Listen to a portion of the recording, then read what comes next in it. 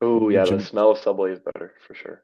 yeah. Also, I just never have like Jimmy John's. I think it's all like just shit. It just doesn't look appealing. Like, compared to all the other sandwiches places, Jimmy John's just looks the shittiest. Like, I'm a big Quiznos guy and Firehouse too. Firehouse subs, dude. I got put on late to that. I didn't know Firehouse was as good as it was until like Nikki put me on. But you got to go to the right Firehouse. Sometimes they suck. They do suck, but you know what? I've never had pot bellies. You?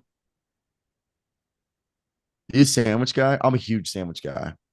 I don't know if I've been to Potbelly's. I feel like I have. It's a very Midwestern chain restaurant. I don't know if I have. It is a very Midwest. It's very city oriented. I feel like every big city has one pot belly, like Midwest and the Northeast. Now, let's get right into it. All Star Weekend, we attended it. It was okay. I honestly think the coolest thing of All Star Weekend, just to give everyone their 30 seconds of All Star Weekend, was the Sabrina Steph challenge, which I will say I thought was stupid at first, but then when she said she was shooting from the 3 point line of the NBA, I thought that was cool. And I also thought the 3 point contest was cool. Everything else sucked. And the NBA, from what I've heard, the whole reason we were in the Lucas Oil Stadium was for that fucking court. Yeah. You put me onto that. The, I was sharing that with people. They're like, "Why is it in a football stadium?" I'm like, "It's totally the tech." And people are like, "Oh shit, yeah."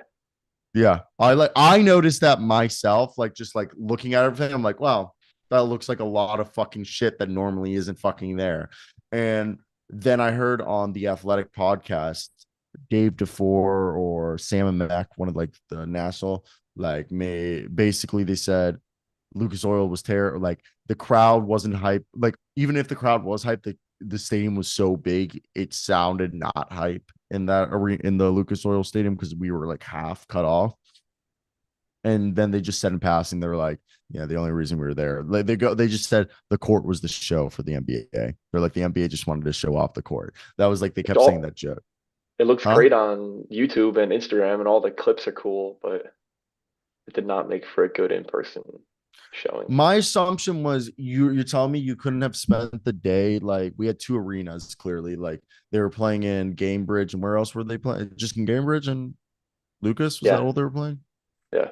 I guess there wasn't a second arena, but I fucking felt like there was a way that they could have done this way better. Like if they were trying to get that tech done, the football stadium was just not the move, in my opinion. But let's go ahead and let's talk about the rest of the NBA season. What is your?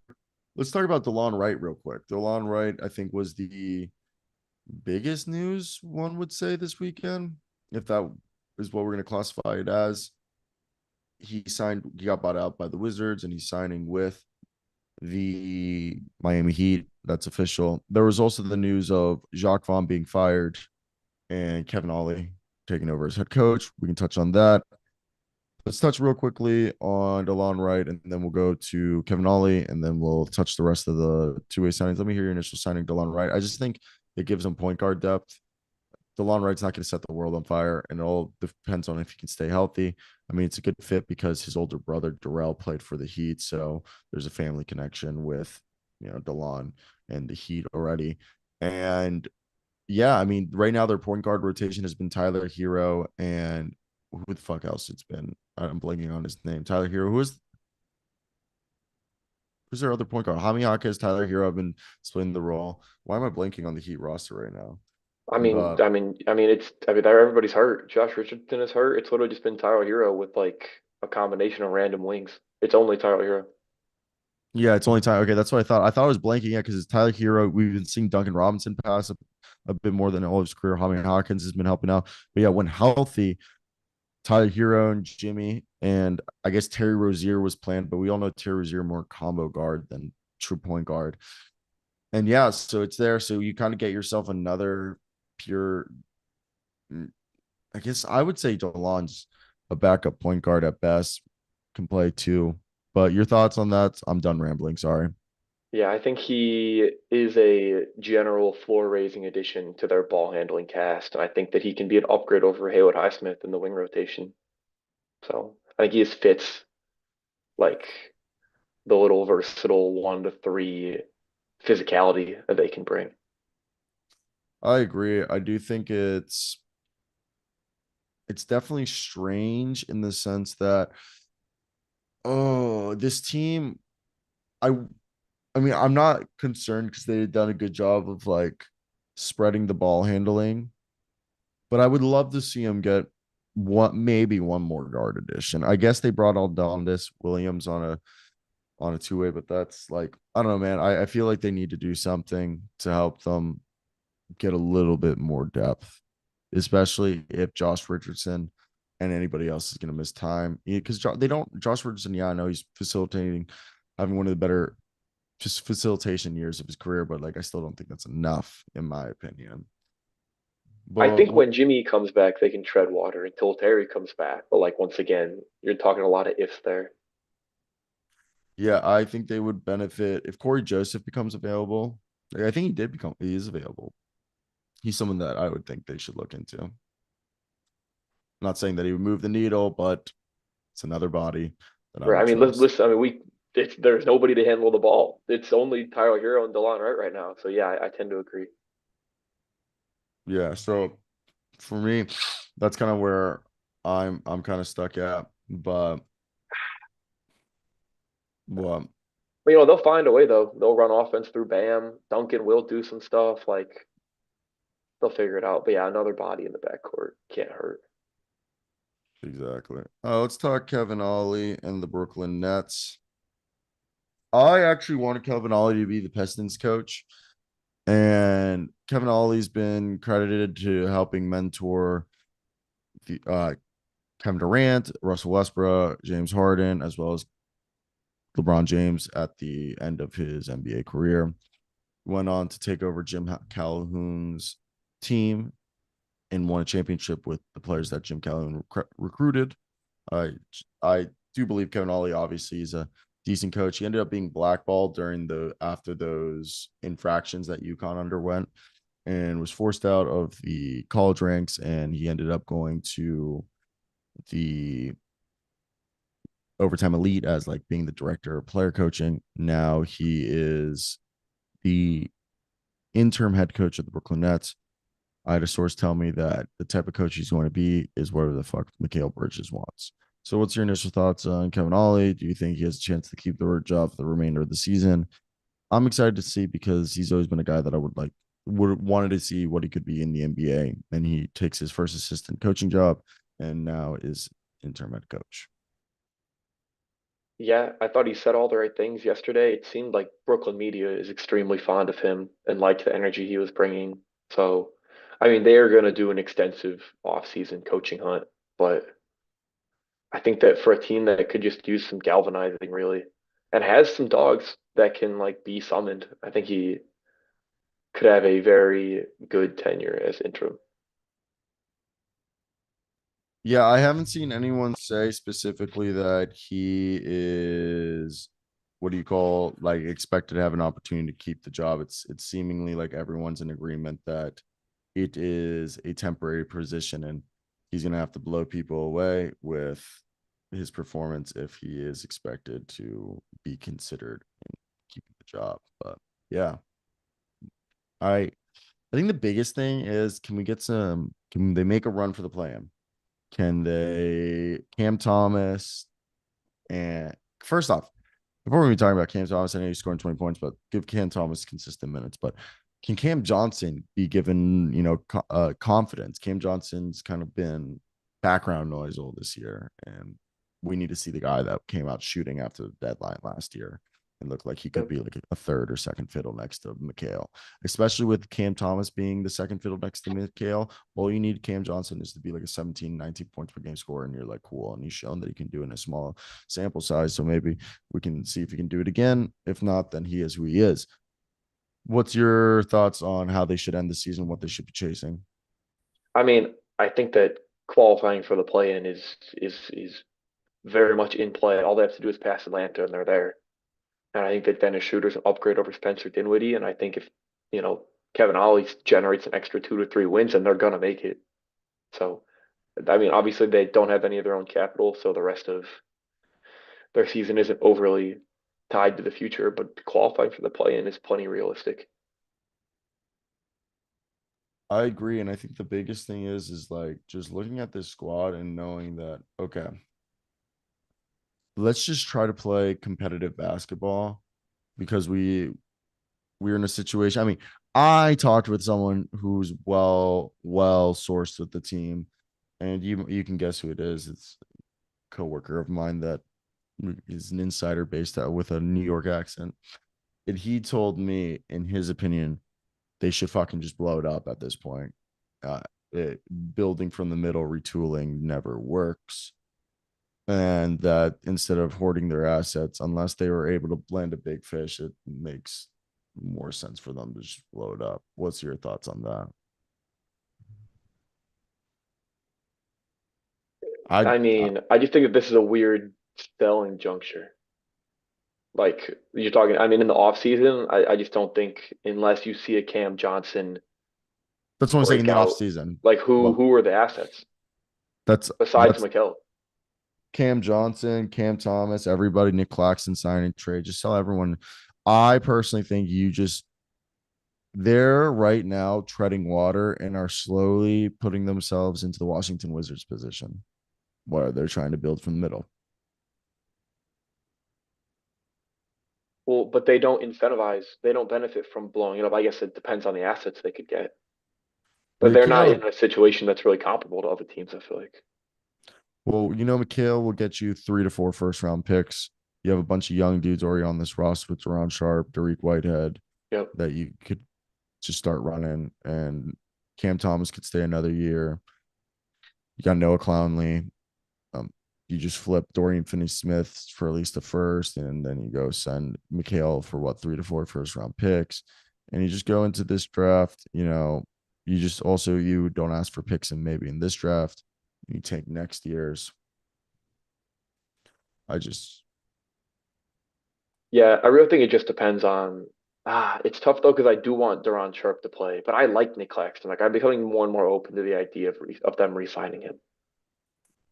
I get that. I get that. So Next up, we're hearing Jalen Martin, Malcolm Hill, Lester Quinones, all guys that's got signed. Lester Quinones was already signed, but he got converted to a standard NBA contract. That's a good deal. He's a really good story. And interestingly enough, he got a multi-year deal, which Anthony Lamb didn't. Which we all know we're all in agreement that Anthony Lamb isn't in the NBA because of the allegations, right? yeah, Because like he shot 47% from the field, 37% from three, 3.5 rebounds, 1.5 assists, 7 points in 19 minutes, and like a steal game. It's kind of crazy. And I think they just got sick of being asked by reporters every fucking game after every game that he played, right? Because he's over in Australia putting up 26 and 3 and a steal a game while shooting like absurd, like 51% from the field, 36 from three again. yeah. Which is fascinating because it's not as if other teams haven't overcome similar backlash. It does seem Yeah. the Warriors just got fed up with it. I knew that I saw a lot of times that they got asked throughout the year, and I think they just got maybe like annoyed. But yeah, I just thought it was one of it would have because I know it's like his ex girlfriend. So I digress. It's not what we're talking about. Les Quinones, congratulations, you'll be on there for for the rest of the season. Former Memphis guy. It's good multi-positional player. But let's start Malcolm Hill, who's been probably one of the best or better players in the G, averaging 22 points, 6.5 rebounds, 1.5 steals. He's been in and out the NBA, and he's replacing Jeremiah Robinson Earl, who got converted to a standard contract himself with the Pelicans. So again, that's a good signing. I really like the Jalen Martin one because he's been a guy who's putting up 15, 4.5 rebounds. And the G, he's got that same physical frame as Ochai Abaji, Malik Beasley, 6'5" with long arms. He gives good efforts on both sides of the floor. Who's your, out of these, which one were you most excited to see get signed? And is there anyone that you are also Justin Champagnie signed with the Wizards, and he had been playing with the Sky Force this this season. So out of those, did you like any? I think Malcolm Hill is definitely my favorite from the perspective of someone who could actually make a difference. Did he Like you sign a talk 10? about, no, he's two way from Two Malcolm way. Hill. That's what I thought. That's what I thought. Yeah. But you just put a two-way wing on New Orleans, like that's been the need for years. And like, yeah, he's a pretty, bargain addition of that, but he fits the skill set and he's been hot and all it takes is momentum. So I'm a fan of that. And Yeah, I he's proven me wrong. I mean, Malcolm Hill has boomed in ways that I did not think he could this year. I also would like to say the Pelicans are one of those teams that actually give their two-way players decent runs and instead of just being a roster spot. And like there's like legit like opportunity for him to get minutes and get that contract converted into something. So I think for me, I like the Jalen Martin one. I think he was a guy that I very much liked when he was on the Westchester Knicks or like when he was on the Knicks before they cut him on the two-way. I just like his physical frame. That's just that physical profile is typically has a lot of success in the NBA, even if it's as a role player. So I do, and youth, of course, I think. But yeah, I think Malcolm Hill going to the Pelicans is a good fit because it's actually a place he could latch on. Yeah. Would you rather see Jalen or the boy Jalen Wilson or Jalen Martin or the boy Jalen Wilson get minutes for Brooklyn? Who should be higher in the pecking order? Wilson's on a two-way, right? Yeah. I think Wilson because he's older. I think Martin, what Martin's 20? Uh, Jalen Martin's yeah, I mean, 20. it's 20, like 21 tops. Yeah. He's 20. He's 20. He just turned 20 on the 28th. So he's a kid. He's a kid. So I definitely want Wilson. He's 23. I mean, in the NBA games he's played so far, he's put up 5.5 points on 50% from the field, 2 from three, albeit in small sample size, 2.6 rebounds, 1.2 assists, 14 minutes. I think he's a guy that definitely should get minutes. But moving over, we're hearing that, and I've said this all year, Orlando's a team that's going to go hunting for a third fiddle. Orlando's increasingly mentioned as a potential landing spot for Klay Thompson if he becomes unrestricted free agent. The Magic could have as much as $45 million in cap space if they decide to move on from Markel Fultz, Gary Harris, and Jonathan Isaac. What do you think of that destination before we head out? Awful. They should get someone else. You don't like that? I've said Paul George. Nah, I think that like they should be shooting for the moon, a Trey Young, a Donovan Mitchell type acquisition. Paul George would be great for sure. I don't think he'd go there. You don't think so? Mm-mm. I think I would give Paul George or any player that the Magic want the Fred VanVleet deal, where it's a 2-year deal or a 3-year deal with this third year being a team option. And that way you can get off the deal real easily if you have to. Were the rumors that Atlanta would be open to Trey Young deals fake? I don't believe it. I You haven't don't heard it. believe? Were those like published rumors, or am I like dreaming about I mean, that? multiple people are putting it out there, but I Okay. personally do not believe it because it'd be idiotic of them um to trade him because he's, A a franchise player. cornerstone. Yeah, also you just don't those types of players don't grow on trees. No, but there's always the chance that he's just going to want to leave.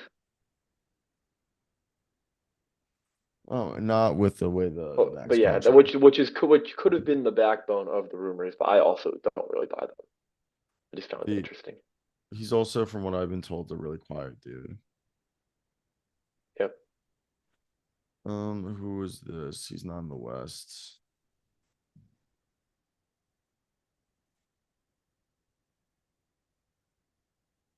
He used to play for Chicago. Who used to play for Chicago?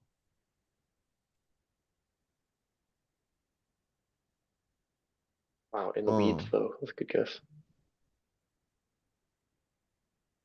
it's a very weirdly shaped head. And a tall dude.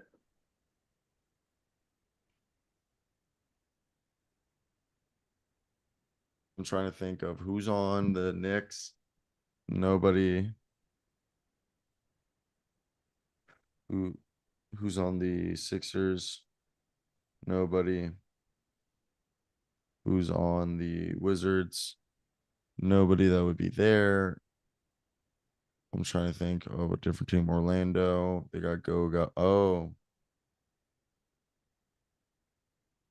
He's a center. So he's in the Atlantic, which means who's on the Brooklyn Nets? Boston Celtics. Who else? I'm trying to think. Boston Celtics, Brooklyn Nets, New York Knicks, Sixers, Sixers. Raptors. Who's a Raptor big right now? No, it's not Porter. Jonte Porter Okay. was never a Bull, was he? No. And Otto got traded. Who could this be? Who could this be now? And it's Russia's a 7 footer. It's a 7 footer, damn near. he used to play for the Knicks as well, Chicago and the Knicks. He's a damn near 7 footer. So Knicks, Raptors, Pistons, right? Or is that Central? That's Central. Knicks, It's for Raptors. sure that it's for sure that division. Yeah, it says it. Yeah, Raptors, yeah, Knicks, yeah. Nets, Celtics, Sixers.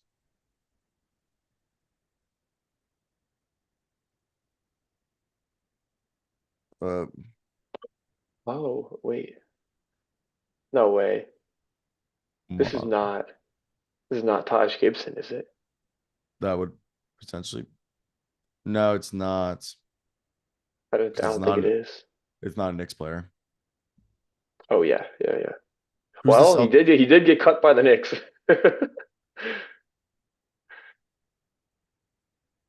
Wow. Did not know he was a former Bull. Or Nor did forgot about his I. Bulls. Nor did I. But I was thinking here, and I was like, "Fuck Luke Cornett." Yeah.